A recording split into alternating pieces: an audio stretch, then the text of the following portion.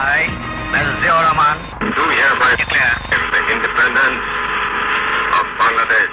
সাহসী বীরের এক ঘোষণায় পাল্টে দিয়েছিল পুরো দৃশ্যপট। ৭১-এর রণাঙ্গনে ৯ মাসের সংগ্রামে সৃষ্টি হয় লাল সবুজের বাংলাদেশ। স্বাধীনতার ঘোষণা দিয়ে মেজর জিয়াউর রহমান ঠাঁই করে নেন বাংলার মানুষের হৃদয়ের মণিকোঠায়। যিনি স্বপ্ন দেখিয়েছিলেন সমৃদ্ধশালী বাংলাদেশের, সারা বিশ্বের সামনে মাথা উঁচু করে দাঁড়াবে প্রিয় জন্মভূমি। সেই কমলের জন্ম হয়েছিল বগুড়ার গাবতলী উপজেলার বাগবাড়ি গ্রামে ১৯৩৬ সালের ১৯ জানুয়ারি। রসায়নবিদ বাবা মনসুর রহমান ও মা জাহানারা খাতুন রানী দম্পতির ৫ সন্তানের মধ্যে দ্বিতীয় ছিলেন জিয়াউর রহমান। শৈশবে তাকে কমল নামেই ডাকতেন সবাই। প্রথমে কলকাতা, পরে পাকিস্তানের করাচিতে লেখাপড়া শেষে কাকুল পাকিস্তান মিলিটারি একাডেমিতে অফিসার ক্যাডেট হিসাবে যোগ দেন জিয়াউর রহমান। ১৯৬৫ সালের ভারত পাকিস্তান যুদ্ধে বীরত্বের পরিচয় দেন তিনি। এই বীরত্বের জন্য ভূষিত হন হিলাল-ই-জুরাত খেতাবে। ১৯৭১ সালে মহান মুক্তিযুদ্ধে প্রথমে চট্টগ্রামে নবগঠিত ৮ম ইস্ট বেঙ্গল রেজিমেন্টের সেকেন্ড ইন কমান্ড, পরে ১ নম্বর সেক্টরের কমান্ডার নিযুক্ত হন জিয়াউর রহমান। ৭১-এর জুন থেকে ১১ নম্বর সেক্টর ও জেড ফোর্সের কমান্ডার হিসাবে পাকিস্তান হানাদার বাহিনীর বিরুদ্ধে যুদ্ধে অংশগ্রহণ করেন তিনি। স্বাধীনতা যুদ্ধে বীরত্বের জন্য বীর উত্তম উপাধিতে ভূষিত করা হয় জিয়াউর রহমানকে। জেগে ওঠে সিপাহী জনতা। ৭৫-এ সপরিবারে বঙ্গবন্ধু শেখ মুজিবুর রহমানকে হত্যার পর টালমাটাল পরিস্থিতিতে চলে অভ্যুত্থান আর পাল্টা অভ্যুত্থান। সিপাহী জনতার বিপ্লবে ক্ষমতায় আসীন হন জিয়াউর রহমান। সে সময় সেনাপ্রধান হিসাবে নিযুক্ত হন তিনি। সামনে আসে দেশ গড়ার নতুন স্বপ্ন।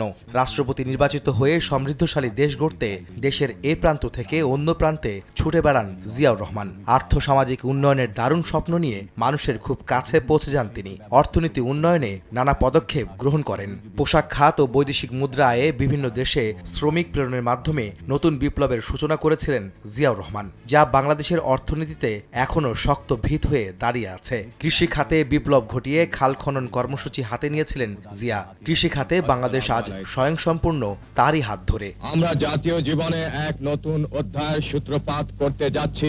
বাকশাল থেকে বেরিয়ে বহুদলীয় গণতন্ত্র প্রতিষ্ঠা করেছিলেন জিয়াউর রহমান। সংবাদপত্রের স্বাধীনতা এনেছিলেন তিনি। সবার সাথে বন্ধুত্ব সম্পর্ক বজায় রেখে দেশের স্বার্থকে প্রাধান্য দিয়ে স্বাধীন পররাষ্ট্রনীতিও তৈরি করেছিলেন জিয়াউর রহমান। কোনো দেশের কর্তৃত্ব ও আধিপত্যবাদ মেনে নিতে পারেননি তিনি। দক্ষিণ এশিয়ার স্বার্থ ও প্রতিটি দেশের সার্বভৌম রক্ষায় সার্ক গঠন করেছিলেন জিয়া। সে সময় মিয়ানমারের সঙ্গে আলোচনার মাধ্যমে রোহিঙ্গা সমস্যা সমাধানে তাদের প্রত্যাবাসন শুরু হয় ১৯৭৮ সালে। আন্তর্জাতিক অঙ্গনেও বাংলাদেশকে নিয়ে গিয়েছিলেন অনন্য উচ্চতায়। ১৯৮১ সালে ইরান-ইরাক যুদ্ধ বন্ধে মধ্যস্থতার দায়িত্বও পেয়েছিলেন Ziaur Rahman. I'm also glad that a system is emerging in our country. ১৯৭৮-এ সেনাবাহিনী থেকে অবসর গ্রহণ করে রাজনীতির মাঠে নতুন করে আলোচনায় আসেন জিয়াউর রহমান।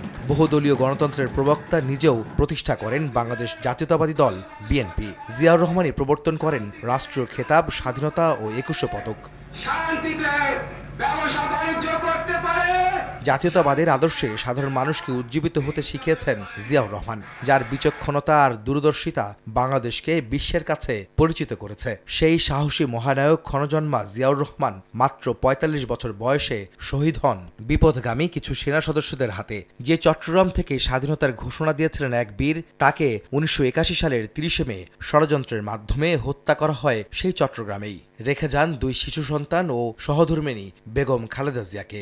লাখো কোটি মানুষের হৃদয়ে যিনি আজও বেঁচে আছেন স্বাধীনতা, সার্বভৌম ও জাতীয়তাবাদের কাণ্ডারি হয়ে, তিনি সেই কমল, সেই জিয়াউর রহমান। আহমেদ সালেহীন, সময় সংবাদ, ঢাকা।